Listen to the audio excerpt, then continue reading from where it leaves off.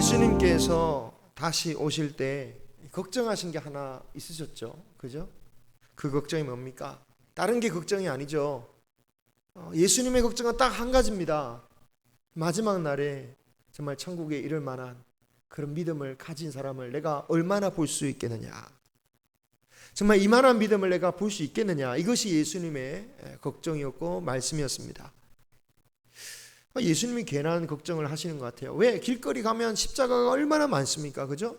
십자가가 그렇게 많고 예수님 믿는 사람 정말 많습니다.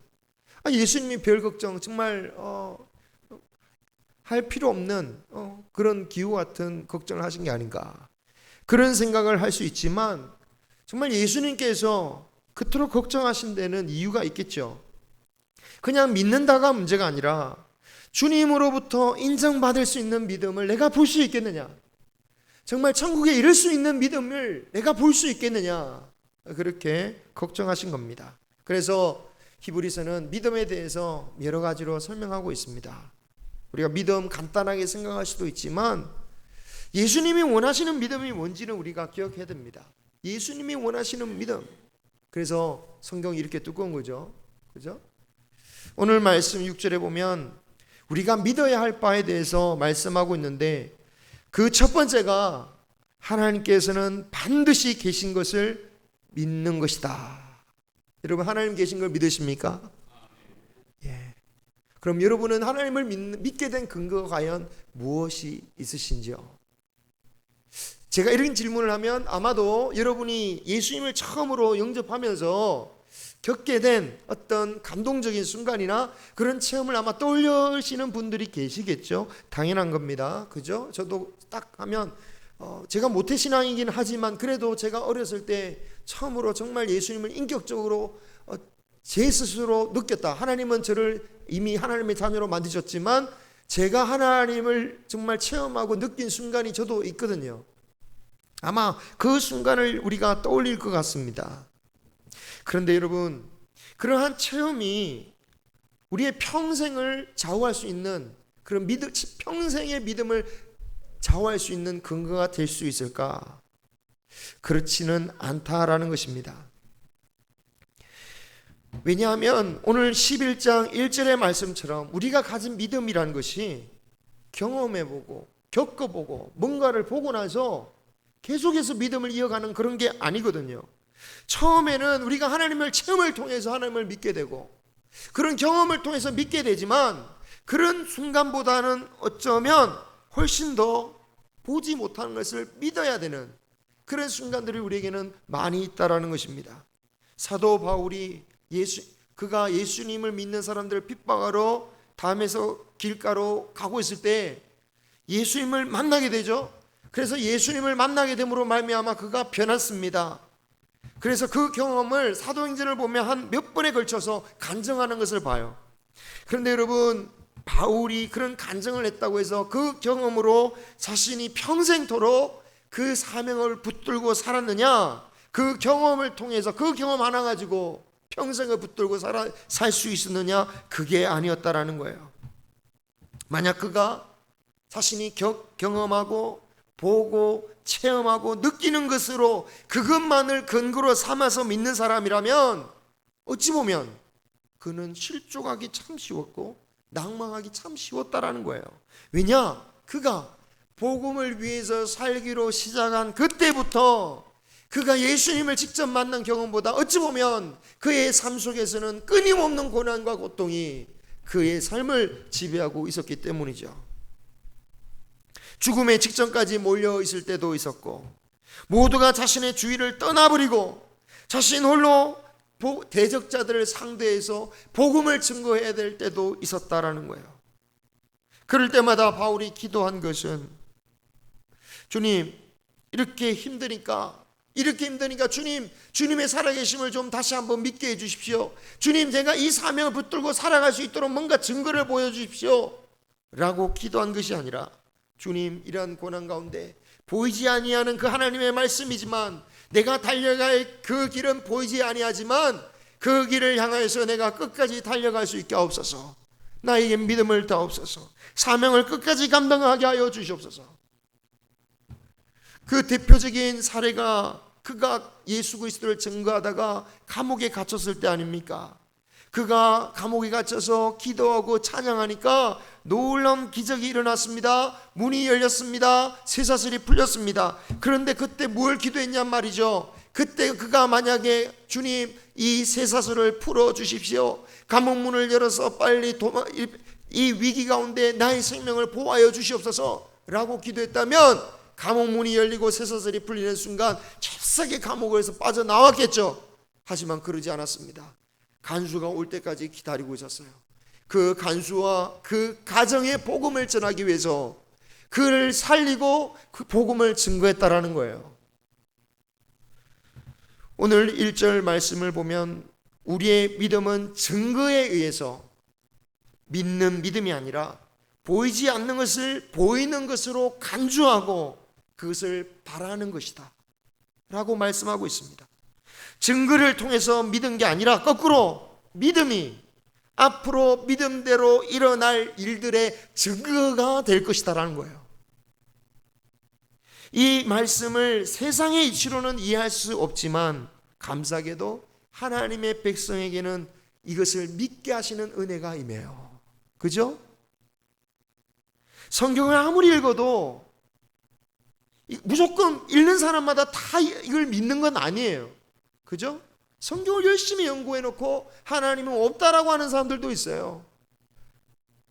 예전에 우리 JYP의 박진영 은 자기가 성경을 많이 읽고 막 나름대로 하다가 참 감사하게도 그 말씀이 참 믿어지게 하는 역사가 있잖아요. 그 전까지는 말씀을 이렇게 분석하고 잘못했다라고 하면서 그랬다가 그가 어떻게 고백합니까? 말씀 보니까 논리적인 게 아니더라는 거예요. 그냥 믿어지는 역사가 임한다라는 거예요. 그게 하나님의 은혜입니다. 뭔가 믿을 만한 체험이나 근거를 통해서 우리가 믿는 것이 아니라 하나님이 선택하는 자에게 그 말씀을 믿어지게 하는 은혜가 임한다라는 거예요. 그렇습니다. 우리는 이 순서를 잘 기억해야 됩니다. 먼저 믿음을 주시고 그 다음에 이루어지는 겁니다. 물론 우리가 처음부터 하나님을 전혀 모르는 상태에서는 하나님께서 체험을 먼저 주기도 하시지만 우리에게 요구하시는 우리 삶의 우리의 평생의 신앙의 그 기본은 체험보다는 말씀으로 먼저 믿게 하는 것이고 그리고 그 믿음이 증거가 되어서 그 믿음대로 역사가 일어난다. 그러니까 이런 믿음이 하나님을 기쁘게 하는 거죠. 그죠? 이런 믿음이 하나님을 기쁘게 하는 겁니다. 납득이 될 정도로 증거가 있어야 믿을 수 있겠다라고 하는 사람은요, 정말 그 믿음대로 나타난 역사를 자신의 눈으로 보아도 사실은 동의하지 않을 경우가 있어요. 믿음이 아닌 내가 이해해서 믿으려고 한다면 응답이 나타난다고 할지라도 그 응답을 보면서 세상의 논리로 이해하려고 해요. 단순히 운이 좋았거나 좋은 사람을 만나서 그렇지, 아니야 이것은 그냥 내가 이해할 수 있는 논리의 생각 안에서 그것을 받아들이려고 한다라는 거예요. 그래서 우리는 기도를 하더라도 어떻게 기도해야 되냐면, 하나님 나에게 믿을 만한 증거를 보여주십시오. 이거 이루어지면 제가 하나님 진짜 제대로 믿겠습니다. 그렇게 기도할 게 아니고, 하나님 믿음을 주시옵소서, 은혜를 주시옵소서, 내가 믿게 하여 주시옵소서, 그렇게 기도해야 됩니다. 증거가 우리를 믿게 하는 게 아니고 하나님의 은혜가 우리를 믿게 하는 거예요. 기드온이 처음 부르심을 받을 때 그가 하나님께 증거를 요구하잖아요. 하나님 말씀 진짜 사실이라면, 납득될 수 없는, 세상의 상식으로는 이해할 수 없지만 그런 증거를 한번 보여주십시오. 그래서 하나님께서 그가 원하는 대로 보여주셨습니다. 그랬더니 어떻게 반응합니까? 하나님 좀 불안한데 한 번만 이번에는 반대로 한번 해주시겠습니까? 완전히 반대로 하면 이번에는 좀 진짜 받아들이겠습니다. 그래서 하나님이 또 반대로 해주셔요. 그런데 여러분, 그래가지고 기드온이 끌려가지만 하나님이 그래도 보니까 기드온이 불안해하는 거예요. 네가 그렇게 두려우면 이번에는 너 부하 한 명 데리고 적군한테 가서 한번 좀 정찰해봐. 그래가지고 갔더니 적군들이 꿈 얘기를 하면서 뭐 꿈 얘기를 하는 거 들어보니까 야, 정말 하나님이 정말 이루어 주시는구나. 그 말을 듣고 나서야 확신을 가졌다라는 거죠. 여러분, 우리가 보이는 증거를 먼저 받으면 믿음이 저절로 생길 것 같지만 그렇지 않습니다. 그렇기 때문에 우리는 기도를 먼저 보게 해달라고, 체험하게 해달라고 기도할 게 아니라 믿게 해달라고 기도해야 되는 겁니다. 인간은 끊임없이 의심하는 존재예요. 오죽 그게 심하면 그 인류 과학자들이 이 의심이라는 것을 생존의 본능으로 여기더라고요. 진화론적으로 설명하자면 그냥 아무런 의심 없이 살아가는 자는 다 없어지고, 의심이 많아서 꽃도 이렇게 독초도 구별해내고, 의심이 많아서 적도 구별해내고, 그런 존재들만 살아남아서 인간의 이 유전자 DNA는 의심이라는 게 본능적으로 있을 수밖에 없다. 네. 그죠? 그럴듯하잖아요. 그죠? 아주 유명한 학자가 말하는 거예요. 우리는 그래서 진화론적으로 의심이란 것은 없을 수가 없다 라고 말하는 거예요. 그런데 여러분, 저는 충분히 그럴 설명이 있을 수 있지만 전체론적인 관점에서는 동의할 수가 없어요. 왜냐? 인간이 의심만으로 존재한 게 아닙니다. 믿음이 있어야 또 존재가 가능한 게 인간이에요. 왜 믿음이 있어야 됩니까? 믿음 없이 어떻게 공동체에 있을 수 있습니까? 공동체에서 믿음 없이 어떻게 살아남을 수 있습니까? 가족이 있을 수 없고 사회가 있을 수 없습니다. 믿음이란 기초 아래서 공동체가 있고, 그 공동체로서 그 약한 인간이 세상을 경작하고 다스릴 수 있는 거죠. 그런데 여러분, 이 과학자들의 말을 무슨 논리적으로 반박할 게 아니라 우리 성도는 믿음의 역사로 맞서야 됩니다. 우리 인간이 의심을 해서 스스로 조심해서 스스로 남아있는 존재가 된 게 아니라 오직 살아계신 하나님의 은혜로 말미암아 살아남은 존재임을 우리가 어떻게 증명합니까? 믿음으로 증명하는 거죠. 그죠? 그래서 우리의 신앙도 보이는 것을 가지고 살아남는 인생이 아니라 우리의 의심을 보이는 증거로 채우는 그런 사람이 되어서는 안 되고, 하나님과 그 약속의 말씀을 가지고 그 믿음대로 살 때에 그 믿음이 증거가 되어서 하나님의 살아계심을 나타내는 그러한 역사를 우리는 보여줘야 된다. 믿음으로 승리할 수 있는 우리 모두가 되기를 소망합니다. 보지 않고 말씀을 믿는 믿음이 얼마나 복된지를 주님이 부활하셔서 말씀하시잖아요. 의심하는 도마에게 너는 나를 본고로 믿느냐? 보지 못한 자들은 복되도다. 이 말씀 보면 보고 믿는 사람들보다 더 복되다라고 하지 않으셔요. 비교해서 보고 믿는 사람들도 복된데 안 보고 믿는 사람이 조금 더 복돼, 그런 뜻이 아니에요. 보지 않고 믿는 사람이 복된 거예요. 말씀하옵소서라고 해서 예수님을 기쁘시게 했던 로마 백부장, 예수님은 어떻게 보면 너무 과다할 정도로의 칭찬을 하세요. 내가 이런 믿음을 이스라엘에서 본 적이 없다.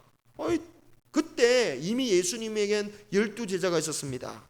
그리고 이미 수많은 사람들이 예수님을 따르고 있었어요. 그 가운데는 각종 병에서 고침받은 자들, 귀신 들린 자들, 수많은 기적을 통해서 고침받은 사람들이 질비해 있습니다. 그런데 예수님은 말씀만 하옵소서라고 말했던 그 백부장을 보면서 이런 믿음을 본 적이 없다고 하시는 거예요. 사람들은 체험을 통해서 그 사람의 믿음을 평가할 때가 있습니다. 그래서 이렇게 묻죠. 당신은 얼마나 믿습니까? 라고 묻지 않고 당신은 어떤 체험을 했습니까? 무슨 체험을 했습니까? 이것으로 믿음을 평가하려고 그래요. 그런데 정말 주님이 놀라고 기뻐할 만한 믿음은 말씀만 하옵소서, 보지 않고 믿는 믿음인 것입니다. 때로 하나님이 우리에게 계신가 그런 생각이 들 때가 있다면 그때에 우리의 믿음으로 주님을 기쁘게 하는 저와 여러분이 되기를 소망합니다. 그 믿음이 하나님이 정말 계시다는 증거로 나타날 거예요. 그냥 세상에서 말하는 그냥 그냥 추측하는 것이 아니라 그런 마음으로 품고 살면 좋은 일이 생기겠지가 아니라 우리가 믿음을 가지면 그 믿음이 믿음으로만 끝나는 것이 아니라 그 믿음이 증거가 되어서 믿음의 열매가 맺어지고 맺게 하시는 것입니다. 그리고 두 번째, 우리가 믿어야 할 것이 있습니다. 그것은 그를 찾는 자들에게 상 주시는 이심을 믿어야 할지니라. 하나님이 계신 것을 믿습니다라고 그냥 끝나서는 안 됩니다. 그 하나님을 찾는 자들에게 반드시 상을 주신다. 여기서 찾는다라는 말은 어떻게 하든지 찾는다라는 뜻이에요. 몇 번 찾다가 몇 번 기도해봤습니다, 몇 번 해봤습니다, 몇 년 다녀봤습니다, 이것으로 끝나는 게 아니라 찾을 때까지 찾는 거예요. 하나님이 계시다는 것을 믿는다면 찾으려는 의지가 강해질 수밖에 없습니다. 여러분, 이 땅에 누군가가 한 금을 한 50kg 묻어놨다, 확실한 정보다라고 하면 어떻게 하겠습니까? 찾다가 말겠습니까? 어떻게든 찾을 거 아닙니까? 어떻게든 팔겠죠. 포크레인을 빌려오든지 어떻게 하든지 찾으려고 하지 않겠습니까? 아이들이 냉장고에서 야, 거기 있는 시원한 물 좀 가져와 라고 했더니 없답니다. 귀찮기도 하고 안 보이니까 없대요. 그런데 물을 직접 넣은 사람은 알아요. 거기 있어. 왼쪽 봐봐. 왼쪽 어디 쪽에서 왼쪽이야? 몰라. 위쪽이 아래쪽이야? 몰라. 그렇죠? 대충 찾다가 없다고 생각하고 그냥 포기해요. 하지만 반드시 있다라고 생각하는 사람은 와서 봐, 여기 있잖아 이러면서 꺼내줘요. 여기 있잖아. 있는데 왜 그래? 있다는 것을 믿는 사람은 반드시 찾게 되는 거예요. 하나님께서 예레미야 선지자에게 이렇게 말씀하셨습니다. 너희가 온 마음으로 나를 구하면 나를 찾을 것이요 나를 만나리라. 온 마음으로. 다른 생각할 거 없어요. 온 마음이란 게 뭡니까? 다른 생각할 게 없어요. 앞뒤 그런 재능 없어요. 진짜 하나님께만 찾는 거예요. 하나님만 찾는 거예요. 그러면 하나님을 찾을 수 있다는 겁니다. 하나님께서 상을 주신다라는 의미, 어떤 상을 주시겠습니까? 우리가 기대했던 것 그 이상의 것이겠지만 최고의 상은 하나님을 만나는 것입니다. 구하라, 찾으라, 두드리라, 구하면 얻고 찾으면 찾고 두드리면 열릴 것이다. 그러면서 주님이 최종적으로 하신 말씀, 너희 하늘 아버지께서 구하는 자에게 성령을 주시지 않겠느냐. 이 사마리아 여인의 말씀을 들어보면 이 말이 뭔지 이해되죠? 예수님을 만나니까 물 포기하고 가잖아요. 예수님을 만나니까 다른 거 포기 다 만족이 되는 거예요. 하나님께서 찾으라 해놓고 내 소원 다른 거 구했더니 내 성령을 주겠다 이러면 실망할 수 있지만 그게 아니라는 거예요. 성령을 통해서 만족한 삶을 살게 하신다는 거예요. 여러분, 이 말씀은 우리 성령님이 계시지 않기 때문에 멀리 계시는 성령님을 구하라는 뜻이 아닙니다. 나와 항상 함께 계셔요. 그런데 내가 찾고 구해야지 주님께서 나를 이끌어 주신다라는 겁니다. 이미 하나님은 우리와 함께 계시고 도움 주시기를 원합니다. 아무것도 없는데, 하나님은 계시지 않는데 하나님을 찾으라는 게 아니라 문을 두드리고 계신 그 하나님, 나에게 오셔서 문을 두드리고 나와 먹고 나와 마시고 나와 함께 살기를 원하시는 그 예수님을 찾으라는 것입니다. 4절 5절에 보면 이런 믿음으로 산 자들, 구약의 성도 2명을 소개하고 있습니다. 먼저는 가인보다 더 나은 제사를 드렸던 아벨입니다. 도대체 어떤 제사를 드렸길래 가인보다 더 나은 제사를 드렸다고 할까? 추측은 하지만 확실한 이유는 알 수 없습니다. 다만 결론적으로 알 수 있는 것은 아벨은 믿음의 제사를 드렸다라는 거예요. 우리의 예배, 우리의 모든 시간이 믿음으로 드리기를 소망합니다. 다른 사람 보고 예배 참석할까 말까 고민하지 마시고 정말 믿음으로 예배 드리시기를 바랍니다. 예배 드렸다는 것만으로 만족해서는 안 됩니다. 하나님이 계시다는 것을 믿고 하나님을 찾는 자에게 상을 주신다는 것을 믿고 간절하게 주 앞에 예배를 드리시기를 바랍니다. 두 번째는 에녹에 대해서 말씀하고 있습니다. 에녹은 죽지 않고 하나님이 살아있는 그대, 하나님께서 그가 살아있는 그대로 하나님 나라로 불려드린 사람이죠. 그런데 우리가 정말 부러워할 게 뭡니까? 그가 죽지 않고 하늘에 올라갔다. 그게 아니라 하나님을 기쁘시게 하는 믿음을 가졌다. 우리가 바라야 할 것은 그 믿음입니다. 일제 강제병합 당시 독립운동을 하셨던 그 월남 이상재 선생님 집에 도둑이 들어왔습니다. 그래서 며느리가 애지중지 아끼던 재봉틀을 훔쳐갔어요. 당시에는 정말 고가의 기중품, 가문의 어떤 귀중한 재물일 겁니다. 그런데 그 재봉틀을 잃어버리니까 며느리가 얼마나 슬피 우는지 막 울고 있으니까 이상재 선생님이 말씀하셨습니다. 너는 나라를 잃어버렸을 때도 그렇게 울지 않더니 재봉틀 때문에 그렇게 슬피 우느냐. 우리가 울어야 할 것이 무엇입니까? 세상살이 때문이 아니라 이 세상살이에 져서 하나님이 기뻐하실 만한 믿음을 없는 것, 그것에 대해서 울어야 돼요. 예수님께서 십자가에 달려 죽으시는 그 순간에 막 예수님이 너무 불쌍해서 그 밑에서 예수님을 위해서 막 울고 있는 사람들이 있었어요. 그러니까 예수님이 뭐라고 합니까? 너희들이 나를 위해서 울 게 아니야. 나를 위해서 울지 마. 너희와 너희 자녀를 위해서 울라. 그 말씀이 뭔 말입니까? 그 자녀들 생계를 위해서, 그 자녀들의 처지를 위해서 울라는 얘기가 아니시잖아요.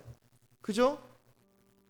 내가 이 십자가에 이룬 이 구원에 이르지 못할까봐, 그런 믿음이 없을까봐, 그런 믿음을 위해서 너희와 너희 자녀를 위해서 울어야 된다.